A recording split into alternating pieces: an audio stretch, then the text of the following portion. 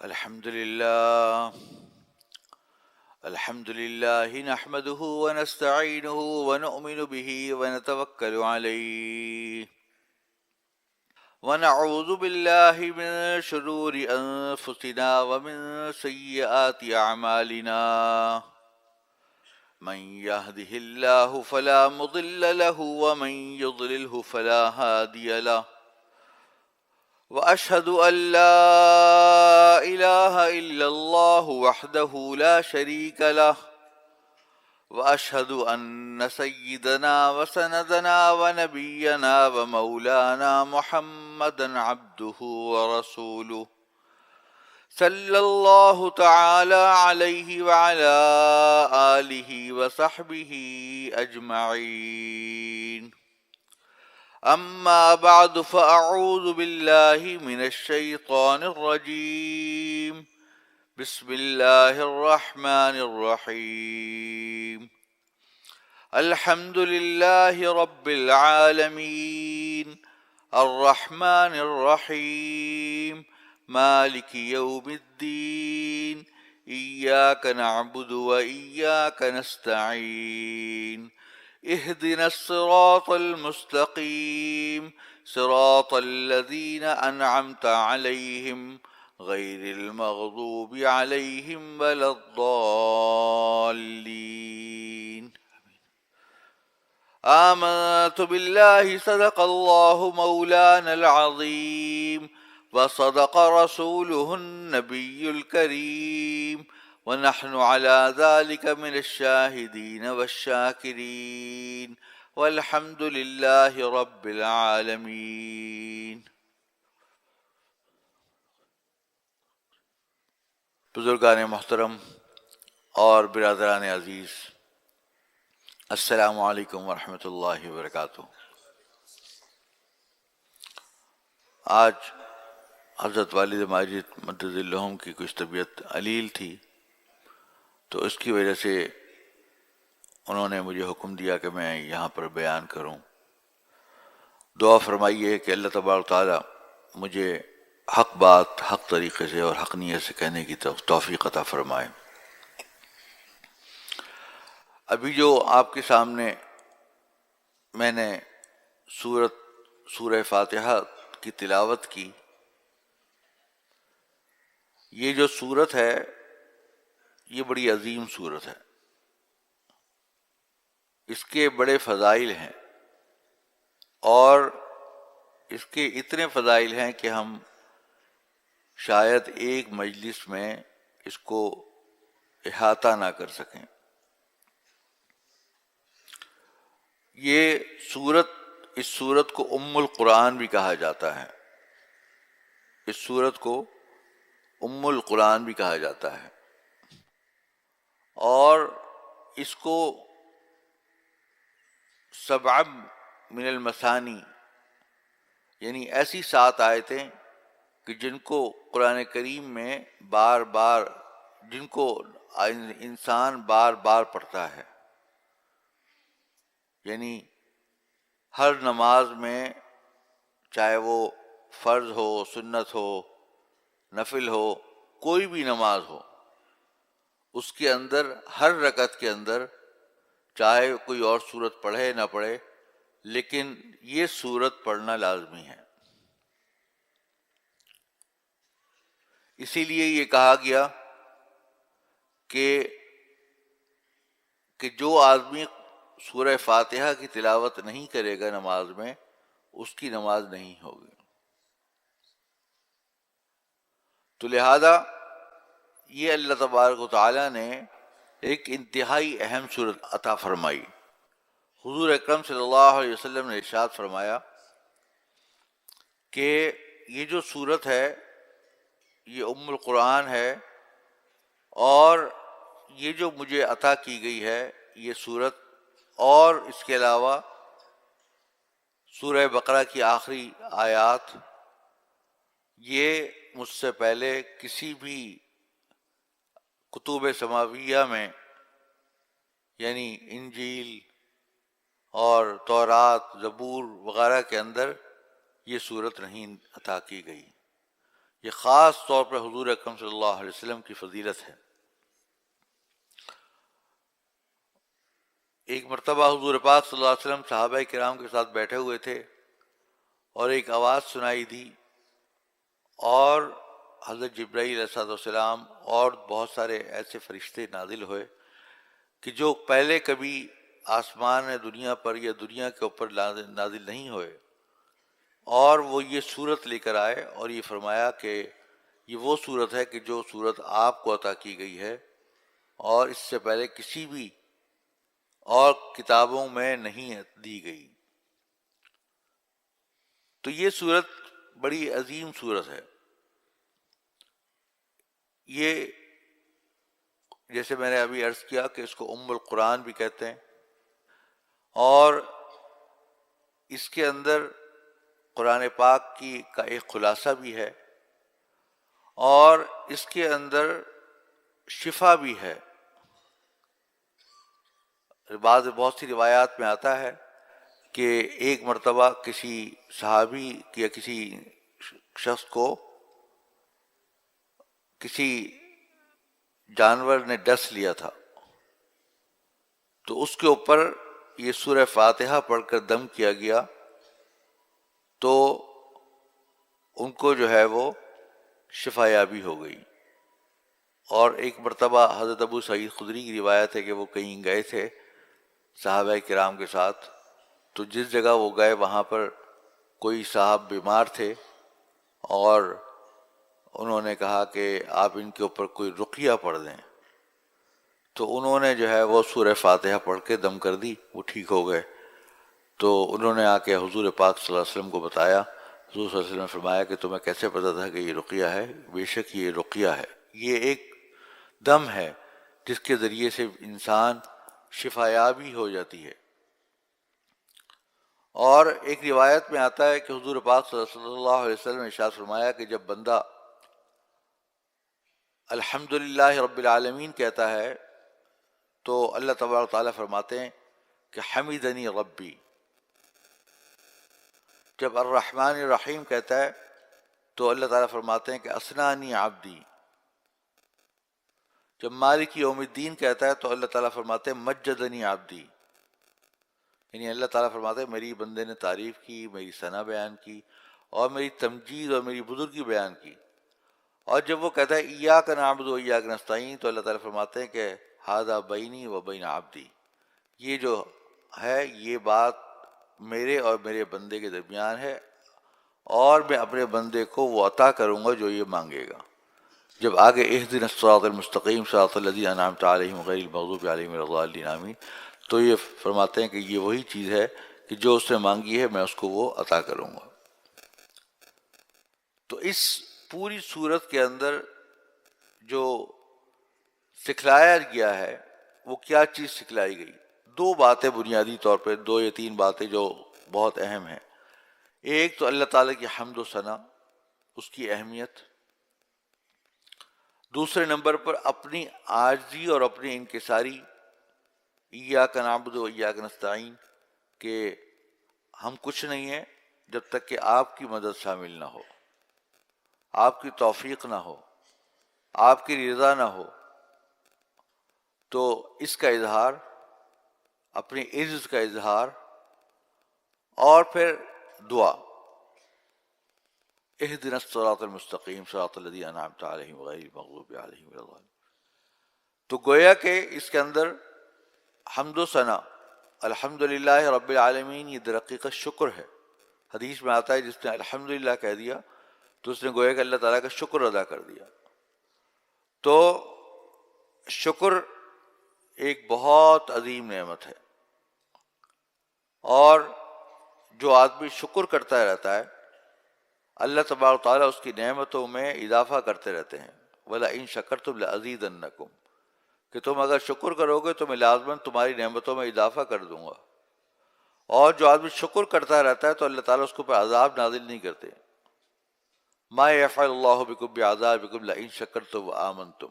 اللہ تعالیٰ فرماتے ہیں کہ اللہ تعالیٰ تمہیں عذاب کیوں کر دے جب اگر تم شکر کرو اور ایمان لاؤ۔ تو شکر ایک ایسی عبادت ہے کہ انسان جتنا شکر ادا کرے گا اللہ تعالیٰ اس کے اندر اس کی نعمتوں میں اضافہ کریں گے. اور شکر جب انسان کرتا ہے تو انسان مثبت سوچ رکھتا ہے اللہ تعالیٰ کے بارے میں، اور ہر وقت اللہ تعالیٰ کی نعمتوں کا استحضار کرتا ہے. جب اللہ تعالیٰ کے بارے میں انسان اچھا گمان رکھتا ہے تو حدیث میں آتا ہے کہ حضور پاک صلی اللہ علیہ وسلم نے فرمایا کہ اللہ تعالیٰ فرماتے ہیں کہ انا عند ظن عبدی بی، کہ میں اپنے بندے کے گمان کے ساتھ ہوں. اب اگر وہ میرے ساتھ ہمیشہ اچھا گمان رکھے گا، ہمیشہ یہ سوچے گا کہ اسی میں خیر ہے، ہر چیز میں اللہ تعالیٰ کی خیر ہے، ہر چیز میں جو اللہ تعالیٰ میرے لیے کر رہا ہے اس میں بے خیر ہی خیر ہے، اور اس پہ شکریہ ادا کرتا رہے گا، تو اللہ تبارک و تعالیٰ اس کے لیے خیر ہی خیر عطا فرمائیں گے، اس کو ہر قسم کی شر سے دور فرما دیں گے. تو ایک مرتبہ یہ حدیث میں آتا ہے کہ حضرت عیسیٰ علیہ السلام سے اللہ تعالیٰ نے ارشاد فرمایا کہ میں تمہارے بعد ایک ایسی امت بھیجنے والا ہوں کہ اگر اس کو کوئی مصیبت پہنچے گی، اگر اسے کوئی خیر پہنچے گا تو وہ فحمد اللہ و شکر، تو وہ اللہ تعالیٰ کے حمد بیان کرے گا اور شکر کرے گا. اور اذا اصابتہ مصیبت، اور اگر اسے کوئی مصیبت پہنچے گی تو فحمد اللہ و صبر، تو بھی اللہ تعالیٰ کی حمد کرے گا اور صبر کرے گا. اس کا مطلب ہے کہ ہم دونوں صورتوں میں کرنا ہے، چاہے اچھی حالت ہو یا بری حالت ہو، ہم دونوں صورتوں میں کرنا ہے. اور پھر حمد کے ساتھ اگر بری حالت ہے تو صبر بھی کرنا ہے. تو انسان، تو حدیث ان سے فرمایا، حضرت عیسیٰ علیہ السلام نے پوچھا کہ یا اللہ یہ کیسے ہوگا جب ان کے اندر اگر حلم نہ ہو، عقل نہ ہو؟ تو اللہ تعالیٰ فرماتے ہیں کہ میں ان کو اپنی طرف سے اپنا حلم عطا کر دوں گا کہ جس پر یہ وہ بندے کیا کریں گے. تو در حقیقت انسان جتنا اللہ تعالیٰ کا شکر کرے، اللہ تعالیٰ کی نعمتوں کا استحضار کرے، وَإِن تَعُدُّوا نِعْمَتَ اللَّهِ لَا تُحْصُوهَا، اللہ تعالیٰ کی نعمتوں کو اگر شمار کرنا شروع کرے، ہر آن، ہر لمحہ، ہر سانس، اتنی نعمتیں ہیں، اتنی نعمتیں ہیں کہ انسان شکر ادا نہیں کر سکتا. ہم جو ایک روٹی کھاتے ہیں، ہم تو سمجھتے ہیں کہ یہ روٹی ہمارے پاس بس گھر والوں نے آٹا آیا اور اس کی روٹی گوندھ کر روٹی بنا لی. لیکن آپ کو اگر اس کے پیچھے غور کریں تو ایک روٹی کے پیچھے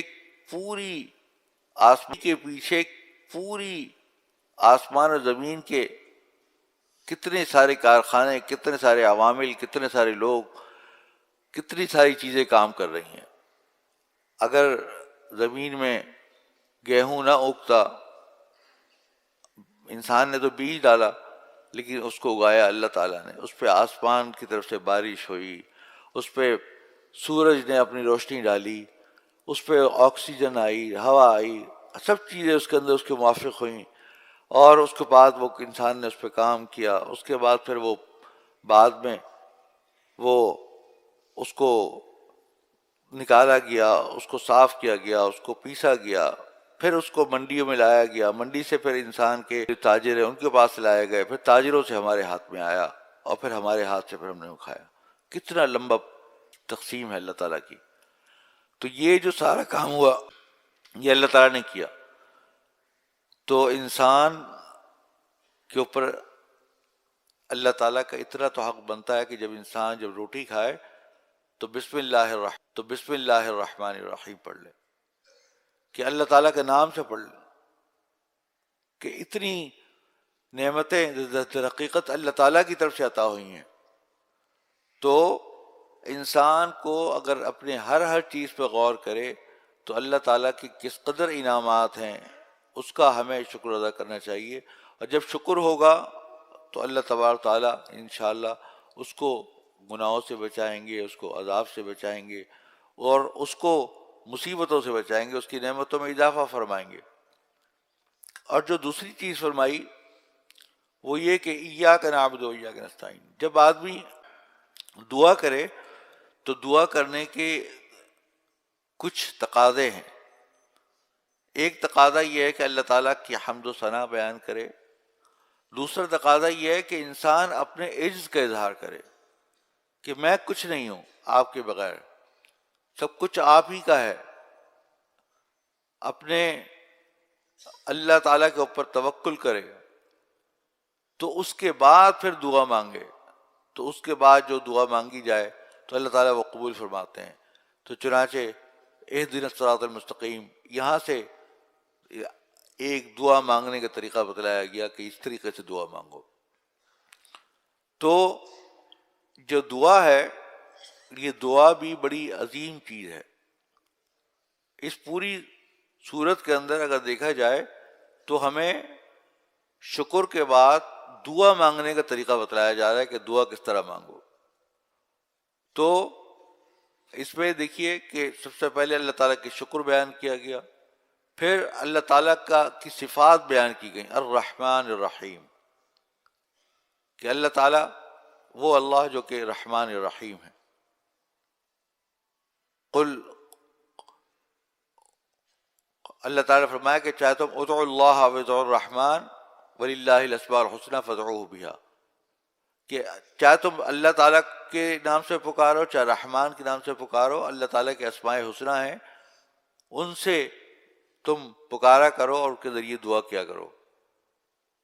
لیکن بعض اسماء حسنی جو ہیں وہ ایسے ہیں جن کو احادیث کے اندر فرمایا گیا کہ یہ اسم اعظم کی حیثیت رکھتے ہیں، کہ جب انسان ان کے ذریعے سے دعا مانگتا ہے تو اللہ تبارک و تعالیٰ اس کی دعا کو قبول فرماتے ہیں. ان میں سے ایک الرحمن الرحیم بھی ہے، اور انہی میں سے ایک یا حی یا قیوم بھی ہے، اور انہی میں سے ایک یا ذی الجلال والاکرام بھی ہے، اور انہی میں سے ایک یا حنان یا منان یا ذی الجلال والاکرام یا بدیع السماوات والارض بھی ہے. مختلف روایات میں مختلف جگہوں پر مختلف چیزیں آئی ہیں. اور انسان جب اللہ تعالیٰ کو مکمل عاجزی کے ساتھ، خشوع و خضوع کے ساتھ جب اللہ تعالیٰ سے دعا مانگتا ہے تو در حقیقت وہ اللہ تعالیٰ کا ذکر کرتا ہے. اور یہ ذکر جو ہے یہ در حقیقت یہ بڑی عظیم عبادت ہے. جب اللہ تعالیٰ کہ انسان جب بندہ ذکر کرتا ہے تو اللہ تعالیٰ اس کا ذکر فرماتے ہیں. تنہائی میں ذکر کرتا ہے تو تنہائی میں ذکر فرماتے ہیں، اگر مجلس میں ذکر کرتا ہے تو مجلس میں ذکر فرماتے ہیں، فرشتوں کی مجلس میں ذکر فرماتے ہیں. تو یہ فرمایا گیا کہ الدعاء ہی العبادہ، اور یہ الدعاء مخ العبادہ، کہ الدعا، یہ دعا کرنا بھی در حقیقت عبادت ہے. انسان جتنا زیادہ دعا کرتا ہے اللہ تعالیٰ کے اتنا قریب ہوتا چلا جاتا ہے. اور یہ دعا کے لیے ضروری نہیں ہے کہ انسان وہ چیزیں مانگے جو کوئی بڑی چیزیں ہوں، بلکہ حدیث میں آتا ہے کہ کسی کا اگر جوتے کے تسمہ بھی ٹوٹ جائے تو وہ بھی اللہ تعالیٰ سے مانگے. چھوٹی سے چھوٹی چیز، ہر وقت اللہ تعالیٰ سے اپنا ہر خواہش، ہر تکلیف، ہر بات کرتا رہے اور دعا مانگتا رہے اللہ تعالیٰ سے. جب بھی کوئی اہم کام شروع کرنا ہو تو اللہ تعالیٰ سے دعا کر لیا کرے، تو تاکہ انسان کا جو رشتہ ہے وہ اللہ تعالیٰ کے ساتھ مضبوط جڑا رہے. احادیث میں آتا ہے کہ حضور پاک صلی اللہ علیہ وسلم نے ہر موقع پر جب مسجد میں داخل ہوں، مسجد سے نکلیں، وضو کریں، وضو سے غسل کریں، بیت الخلاء جائیں، یہاں تک کہ جب بیوی کے پاس جائیں تو ہر موقع کے اوپر ایک دعا تلقین فرمائی. یہ دعائیں ہمارے لیے بڑی عظیم اثاثہ ہیں، اور ان دعاؤں کے ذریعے سے انسان اگر ہر وقت یہ معمول بنا لے انسان، تو ہر وقت اللہ تعالیٰ کے ساتھ ایک جڑا رہے گا. اور یہ جو دعا ہے، انسان کی دعا کبھی رائے گاہ نہیں جاتی، کبھی ضائع نہیں ہوتی. ہم سمجھتے ہیں کہ دعا قبول نہیں ہوئی، بہت سی دفعہ دعا مانگتے ہیں سمجھتے ہیں قبول نہیں ہوئی. تو حدیث میں آتا ہے کہ ہر دعا قبول ہو جاتی ہے. اب اللہ تبارک تعالیٰ ہم سے زیادہ بہتر جاننے والے ہیں، اور اللہ تبارک تعالیٰ ہم سے کہیں زیادہ، ماں سے بھی زیادہ 99 ماؤں سے بھی زیادہ محبت کرنے والے ہیں، تو اللہ تعالیٰ کو پتہ ہے کہ یہ جو چیز یہ بندہ مانگ رہا ہے اس کے لیے کیا فائدہ مند ہے۔ تو حدیث میں آتا ہے کہ اگر جب انسان دعا مانگتا ہے تو اگر وہ چیز اس کے لیے بہتر ہوتی ہے تو اس کو وہ عطا کر دی جاتی ہے، یا اس سے کوئی اور چیز جو بہتر ہو اس کو وہ عطا کر دی جاتی ہے، اور یا پھر جب وہ قیامت کے روز جائے گا دیکھے گا کہ اللہ تعالیٰ نے میرے لیے تو بہت سارے تحائف تیار کر کے رکھے ہوئے ہیں، تو پوچھے گا کہ یا اللہ میں نے تو اتنا کوئی نیک کام نہیں کیا تھا، تو میرے لیے یہ اتنی چیزیں کس وجہ سے؟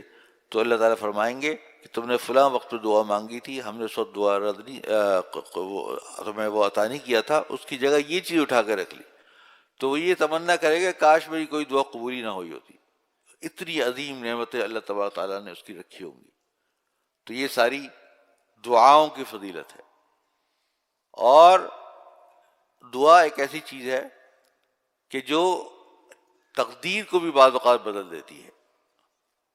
حدیث میں آتا ہے حضور اکرم صلی اللہ علیہ وسلم نے ارشاد فرمایا کہ الدعاء ينفع ما ينزل او ما لم ينزل، کہ دعا او کما قال علیہ الصلوۃ والسلام، کہ دعا جو چیزیں نازل ہونے والی ہیں یا جو ابھی نازل نہیں ہوئیں ان سب کے لیے فائدہ مند ہے۔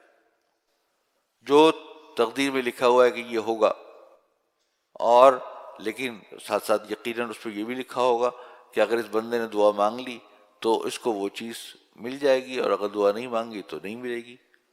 تو انسان جب دعا مانگے گا تو اللہ تبارک تعالیٰ اس کو عطا فرما دے گا۔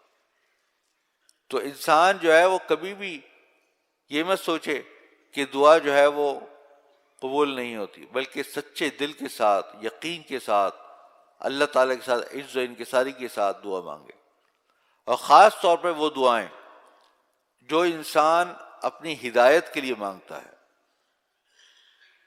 اپنی اللہ تعالیٰ سے نیکی کے لیے مانگتا ہے، اپنے تقوی کے لیے مانگتا ہے، اپنی آپ کی اصلاح کے لیے مانگتا ہے، تو وہ اللہ تعالیٰ کیوں قبول نہیں کریں گے؟ کیونکہ اس سے بہتر کیا چیز ہوگی کہ اللہ تعالیٰ کی ہدایت عطا ہو جائے۔ تو اللہ تعالیٰ یہ دعا تو لازماً ہی قبول کریں گے انشاءاللہ۔ تو لہذا اپنے ہدایت کے لیے، اپنے تزکیے کے لیے، اپنے آپ میں تقوی اختیار کرنے کے لیے، اپنی عفت کے لیے، ہر اپنی اچھائی کے لیے، خیر کے لیے انسان دعا مانگے، یہ دعائیں لازماً قبول ہوں گی، کیونکہ اس میں خیر ہی خیر ہے، اور ہر خیر والی چیز اللہ تعالیٰ عطا فرمائیں گے انسان کو۔ اور اگر کوئی بندہ اللہ تبارک و تعالیٰ سے دعا نہیں مانگے، ویسے تو دنیا کا میں آپ دیکھیں کہ دنیا میں کتنا ہی بڑا کوئی سخی انسان ہو، آپ 1 مرتبہ مانگیں، 2 مرتبہ مانگیں، 3 مرتبہ مانگیں، 4 مرتبہ مانگیں، زیادہ یہاں تک کہ اس کو وہ اکتا آ جائے گا، وہ کہے گا یہ تو مانگتا ہی رہتا ہے۔ لیکن اللہ تعالیٰ کی وہ ہستی جو کہ انتہائی سخی ہے، کریم ہے، اکرم الاکرمین ہے، ارحم الراحمین ہے، رحمان ہے، رحیم ہے، وہ ذات ایسی ہے کہ جب اگر نہ مانگو تو ناراض ہو جاتی ہے۔ جتنا مانگو گے اتنا اللہ تعالیٰ کی ذات خوش ہوتی ہے، اللہ تعالیٰ عطا فرماتے ہیں۔ نہ مانگنے والے کو، انسان کو اللہ تعالیٰ اس سے ناراض ہوتے ہیں۔ لہذا ہم ہر نماز کے بعد دعا مانگا کریں، اور جیسا میں نے عرض کیا کہ دعا کی کچھ آداب ہیں۔ ایک ادب تو یہ ہے کہ انسان اللہ تعالیٰ کے حمد و ثنا بیان کرے،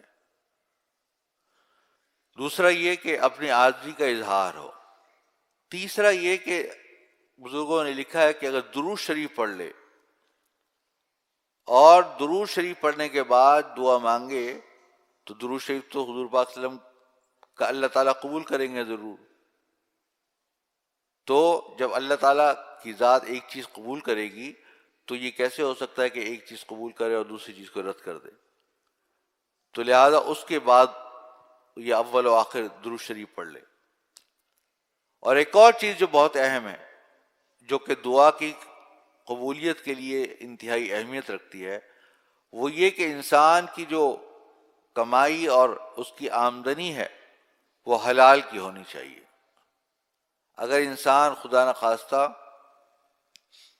حرام کھاتا ہے تو اس کی دعا قبول نہیں ہوتی۔ حدیث میں آتا ہے کہ بہت سارے ایسے پراگندہ بال، پراگندہ کپڑے پہنے ہوئے لوگ ایسے ہیں کہ جو ہاتھ اٹھا اٹھا کے دعا مانگتے ہیں، لیکن اللہ تعالیٰ ان کی دعا کیسے قبول کرے جبکہ ان کا پہننا بھی حرام کا، کھانا بھی حرام کا، سب چیزیں اس کی حرام کی، تو پھر اللہ تعالیٰ دعا کیسے قبول کرے؟ تو لہذا ہم لوگوں کے لیے بہت ضروری ہے کہ ہم سمجھیں کہ کہیں ہماری غذا میں کوئی حرام روزی تو نہیں آ رہی۔ یہ بھی ایک وجہ ہوتی ہے کہ انسان بہت سی دعائیں مانگ رہا ہوتا ہے، دعا قبول نہیں ہوتی۔ تو ایک تو انسان اس کو حرام روزی سے بچنے کی کوشش کرے، اور دوسرے اللہ تعالیٰ سے ہی مانگے کہ یا اللہ مجھے حلال طیب رزق واسع عطا فرما، میرے رزق میں مجھے وہ عطا فرما کہ جو کہ بالکل پاکیزہ ہو، وہ بھی اللہ ہی سے مانگ لے۔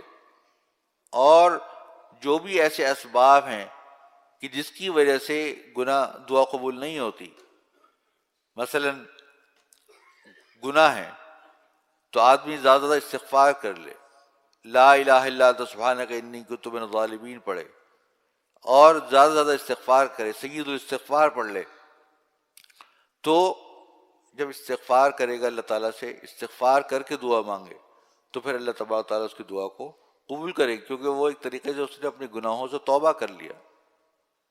اور جیسا کہ میں نے گزشتہ جمعے کو بھی عرض کیا تھا کہ حدیث میں آتا ہے کہ جو آدمی توبہ کرتا ہے، جو استغفار کرتا ہے، وہ گناہ پر اصرار نہیں کرتا۔ ما اصر من استغفر، کہ جو آدمی استغفار کر لیتا ہے وہ گناہوں پر ڈھٹائی یا اصرار کرنے والا نہیں ہوتا، چاہے وہ بے شک دن میں 70 مرتبہ بھی گناہ کرے، لیکن وہ اگر استغفار کرتا رہے گا ساتھ ساتھ، تو اللہ تبارک تعالیٰ اس کے گناہوں کو معاف کرتے رہیں گے۔ اللہ تعالیٰ کی ذات تو بڑی غفار ہے، معاف کرنے والی ہے۔ اللہ تعالیٰ سے کبھی بھی نا امید مت ہو، جب بھی غلطی ہو جائے اللہ تعالیٰ سے توبہ کر لیں۔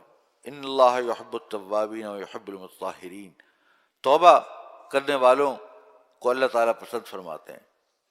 حدیث میں آتا ہے کہ اگر تم لوگ گناہ نہ کرو، گناہ کر کے اللہ تعالیٰ سے استغفار نہ کرو، تو اللہ تعالیٰ ایک ایسی قوم پیدا فرما کر دے گا جو گناہ کرے گی اور استغفار کرے گی۔ تو انسان کے لیے یہ تو انسان کی جبلت میں ہے کہ اس سے غلطیاں ہوتی رہیں گی۔ کل بنی آدم خطاؤون وخیر الخطائین التوابون، تمام بنی آدم خطا کار ہیں، اور سب سے بہترین خطا کار وہ ہیں جو کہ توبہ کرتے رہتے ہیں۔ تو استغفار انسان کرتا رہے، دعا سے پہلے استغفار کر لے، اللہ تعالیٰ سے معافی مانگے۔ حضرت یونس علیہ السلام نے جب ان کو مچھلی کے پیٹ میں ڈالا گیا تو انہوں نے کیا پڑھا؟ لا الہ الا انت سبحانک انی کنت من الظالمین۔ کتنے پیار سے، محبت سے کہا یا اللہ آپ کے سوا کوئی نہیں، مجھ سے غلطی ہو گئی، آپ کی ذات پاک ہے، میں ظالم تھا۔ تو انسان اگر یہ پڑھ لیا کرے، آیت کریمہ پڑھ لیا کرے، تو اس کے کتنے مصائب، کتنے پریشانیاں اس کی دور ہو جائیں۔ تو یہ چیزیں ہمیں قرآن کریم میں اللہ تعالیٰ نے، حضور اکرم صلی اللہ علیہ وسلم نے سکھلائی ہیں کہ ہم اس طریقے سے دعا مانگیں کہ اللہ تعالیٰ کی حمد و ثنا ہو، استغفار ہو، درود شریف ہو، اور ساتھ ساتھ اپنے عز کا اظہار ہو، اور خشوع اور خضوع کے ساتھ، یعنی کہ ایسے نہیں کہ اوپر سے دعا مانگ رہے ہیں لیکن دل کے اندر اس دھیان نہ ہو، دھیان کے ساتھ دعا مانگی جائے تو انشاءاللہ اللہ تبارک تعالیٰ کی ذات سے کہ وہ دعا کبھی رد نہیں ہوگی۔